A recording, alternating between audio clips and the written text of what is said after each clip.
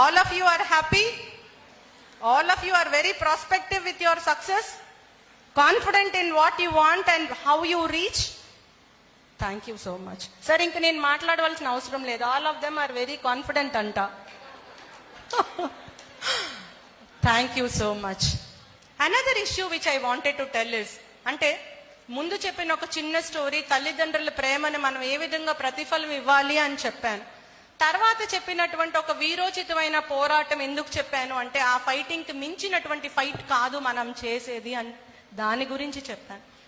Some more things I just wanted to tell and share with you because I am given honorable time. నా మీద నమ్మకంతో కొద్దిపాటు time ఇచ్చారు కాబట్టి మీతో share చేసుకోవాలి. కొన్ని స్టోరీస్ ఏంటి అంటే అవి real life stories.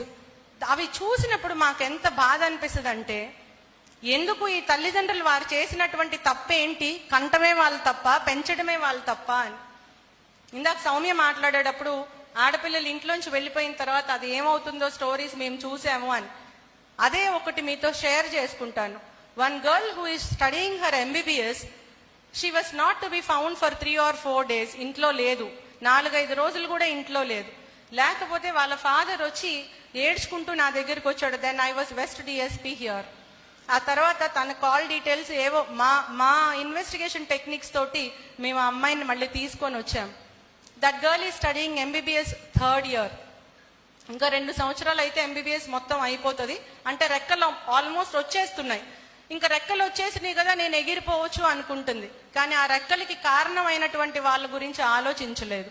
Okay fine, story మీకు తెలుసు. ఆ అమ్మాయిని తీసుకొస్తే ఇంకొక అతను కూడా వచ్చాడు. వచ్చిన తర్వాత ఏంటమ్మా ఇది అంటే, ఐ లవ్ హిమ్ అనింది. ఎందుకు, ఏంటి, ఏం చూసి అన్నా. అదేం లేదు మేడం, నేను మేజర్ని అని ఆధార్ కార్డు చూపించింది. అట్లానే తన సర్టిఫికెట్స్ కూడా చూపించింది. I started talking to her. కాస్త మాట్లాడిన తర్వాత తను చెప్పింది, నేను మీతో మాట్లాడను అంది. ఎందుకు అంటే, మీరు నన్ను కన్విన్స్ చేసేస్తారేమో, నన్ను భయం వేస్తుంది, నేను మీతో మాట్లాడను అని. She understood that I will definitely convince her. So finally నా మీద కోపం పెట్టేస్తుంది అనమాట. అంటే she is even losing that small thing. అరే ఆమె పాపం మంచి పొజిషన్లో కూర్చుంది ఒక DSPగా, అట్లీస్ట్ రెస్పెక్ట్ ఇవ్వాలి. ఆమె కాకపోయినా ఆమె సీటుకి అనే విచక్షణ కూడా కోల్పోయింది లాస్ట్కి. ఆ తర్వాత అతనిలో ఏం చూసావు అని అడిగాను. నా అభిమతం, మనిషికి అపియరెన్స్ ఇంపార్టెంట్, లేదా క్యాస్ట్ క్రీడ్ ఇంపార్టెంట్, లేదా డబ్బు ఇంపార్టెంట్ అనేది కాదు. There has to be something called matching అనేది అవసరం. ఆ మ్యాచింగ్ ఎక్కడ? అందంలో, ఆలోచనలో, డబ్బులో, హోదాలో అవసరం లేదు. నన్ను కాపాడగలడు అనే నమ్మకం ఇచ్చేటటువంటి వ్యక్తి అయితే చాలు ఆడపిల్లలకి మ్యాచింగ్, ఇంకేం అవసరం లేదు. నన్ను పోషించగలడు, నన్ను కాపాడగలడు, తల్లిదండ్రులకి ఈక్వల్గా ఎవరూ లేకపోయినా వాళ్ళ ప్లేస్ని రీప్లేస్ చేయగలిగేటటువంటి వ్యక్తి అయితే చాలు. అయితే అది మ్యాచ్ అని అర్థం. బట్ ఐ ఆస్క్డ్ హర్, ఏం చదువుకున్నాడు ఈ అబ్బాయి అంటే, బిజినెస్ మ్యాగ్నెట్. ఎలా పరిచయం అయ్యాడంటే, రోజు కాటూరి మెడికల్ కాలేజ్కి వెళ్ళేటప్పుడు మార్గ మధ్యలో గోడ మీద కూర్చొని ఉంటాడంట ఎక్కడో. సరే ఓకే, ఏం చేస్తాడు? Business magnet. వాళ్ళ నాన్న ఏం చేస్తాడు? Business magnet. ఏం మ్యాగ్నెట్? మరి ఆ మ్యాగ్నెట్ ఏంటో నాకు కూడా అర్థం కాల. ఆ పిల్లని అడిగా, బాబు నువ్వేం చదువుకున్నావు? MBA అన్నాడు. ఏ కాలేజ్ అన్నా? ఏదో కాలేజ్ అన్నాడు. కాలేజ్ పేరు చెప్పవయ్యా అన్నా. సమ్ కాలేజ్ చెప్పాడు. ప్రిన్సిపల్ గారు ఎవరు అన్నా. చెప్పడానికి భయపడుతున్నాడు. ఐ అండర్స్టూడ్ ఆయన MBA కాదు, ఏం కాదని. మీ ప్రిన్సిపల్ గారి పేరు చెప్పు, నేను మాట్లాడతాను వారితోటి అన్నా. చెప్పలా. ఇప్పుడు చెప్పు కరెక్ట్గా నువ్వేం చదువుకున్నావు అంటే, BCom 1st year డిస్కంటిన్యూ. మరి ఆ అమ్మాయిని అడిగాను, బిజినెస్ మ్యాగ్నెట్ అన్నావు కదమ్మా అని. ఓకే మేడం, అయితే ఏంటి అంది నన్ను. Finally I asked about his father. మీ నాన్న ఎక్కడ బిజినెస్ మ్యాగ్నెట్, ఏం బిజినెస్ చేస్తాడు అంటే, అతనికి పాపం కళ్ళు కనిపించు, ఇంట్లో ఒక పేషెంట్ అతను. ఫైనల్గా మా టైప్ ఆఫ్ ఇంటరాగేషన్ చేస్తే తెలిసింది ఏంటంటే, totally that fellow has cheated her. ఆ అమ్మాయిని అడిగాను, చూస్తే కూడా తెలిసిపోతుంది అతను స్మోక్ చేస్తాడని, పాన్ పరాగులు అవి తింటాడని కూడా తెలిసిపోతుంది కదమ్మా. మరి ఇట్లాంటి అతన్ని నువ్వు మెడికల్ కాలేజ్లో 3rd year MBBS చదువుతున్నావు, నువ్వెట్లాగా అంటే, నాకు అతన్ని బాగు చేసుకునేటటువంటి కెపాసిటీ ఉంది, నమ్మకం ఉంది మేడం అంది. అబ్బో చాలా గ్రేట్. అంటే సినిమాలో హీరోయిన్స్ చెప్తారు కదా, అదే నిజం అనుకునేటటువంటి స్టేజ్లో తను ఉంది. చాలా గ్రేట్, మంచిదమ్మా, నీ నమ్మకాన్ని నేను ఎక్కడ వమ్ముపరచను. Fine.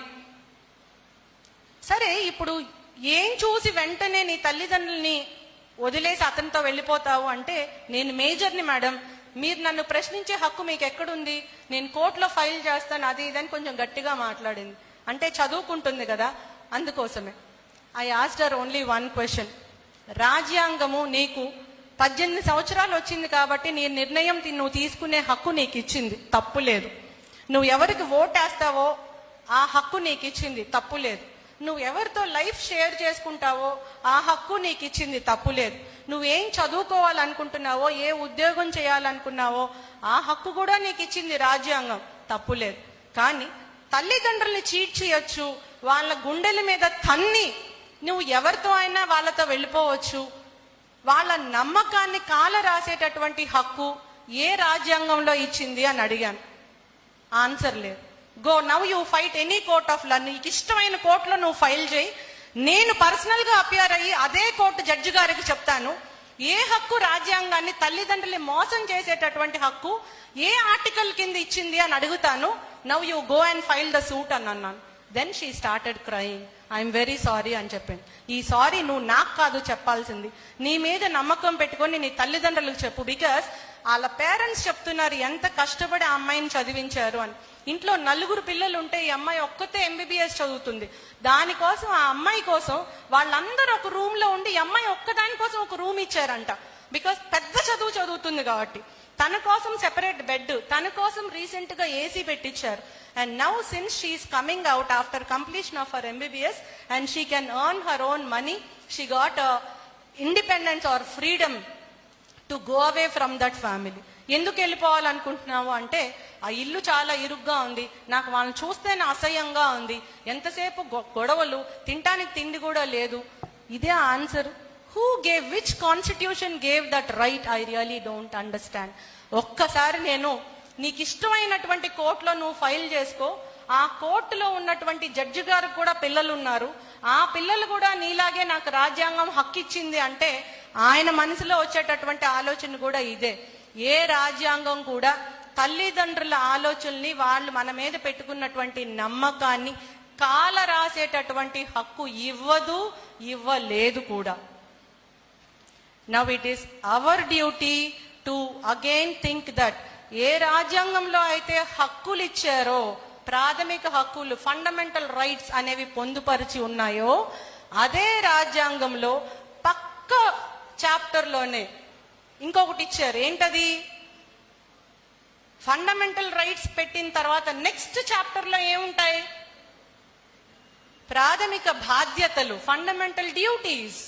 All fundamental rights are always coupled with fundamental duties. Then why are we forgetting the fundamental duties, which is very, very foundation to prove that we are human beings? మనుషులని మనం నిరూపించుకోవాలంటే కేవలం హక్కుల గురించి ఆలోచిస్తే సరిపోదు, బాధ్యతల గురించి గుర్తించాలి, గుర్తెరిగి ప్రవర్తించాలి. అది మనం విస్మరించకూడదు. ఎప్పుడైతే ఆ ఫండమెంటల్ డ్యూటీస్ అనేది విస్మరించకుండా తెలుసుకొని నడుస్తామో, we will be successful as a daughter, we will be successful as a sister, we will be successful as a student, we will be successful as a wife, mother, grandmother, daughter-in-law, everywhere.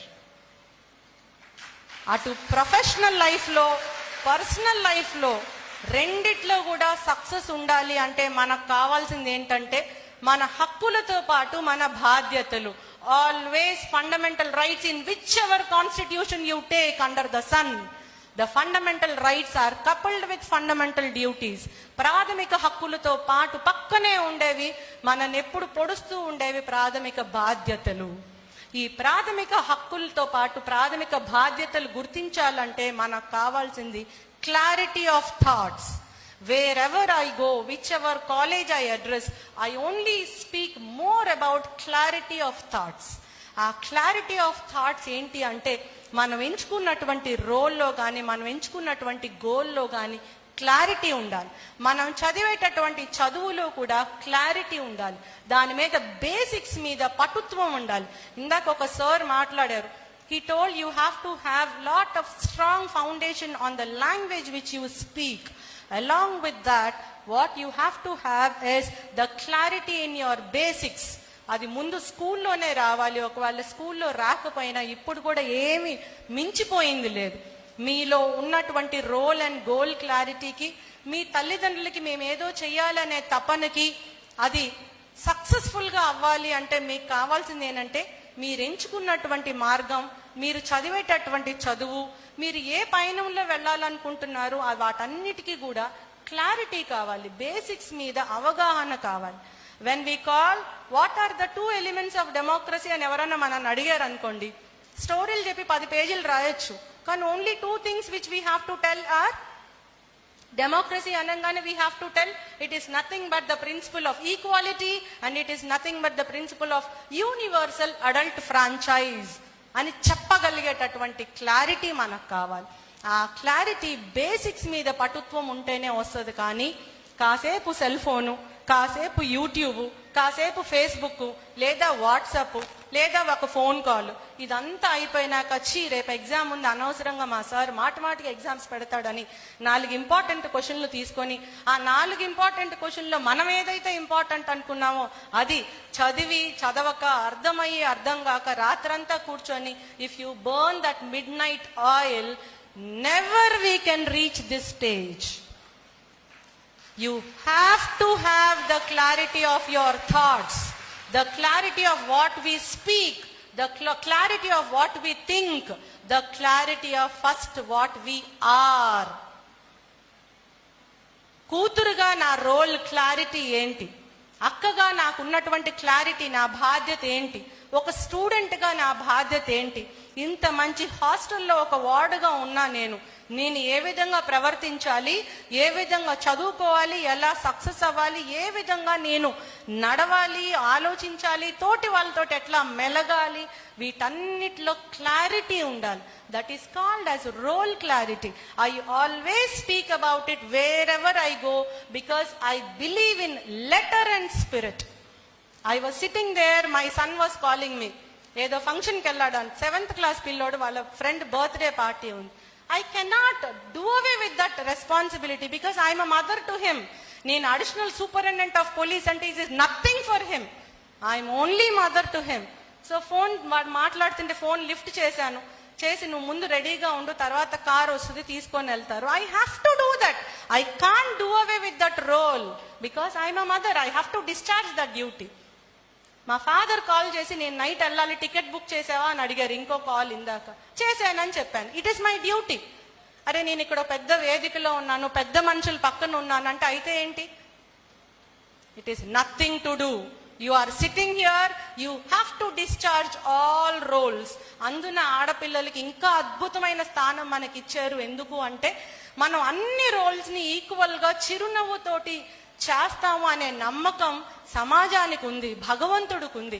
అందుకే ఇంత wonderful colourful life ని, అంత respectable position ని సమాజంలో మనకి మహిళలకి మాత్రమే ఇచ్చారు. సార్ మీరెవరు ఫీల్ అవుతారు?